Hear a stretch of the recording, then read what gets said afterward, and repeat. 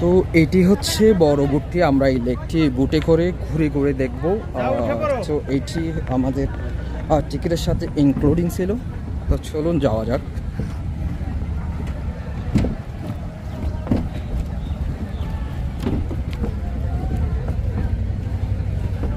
এখানে ছোট ছোট কিছু বুট আমরা দেখতেছি। চলে এই হচ্ছে আমাদের বুটটি। ওকে, ডান ডান।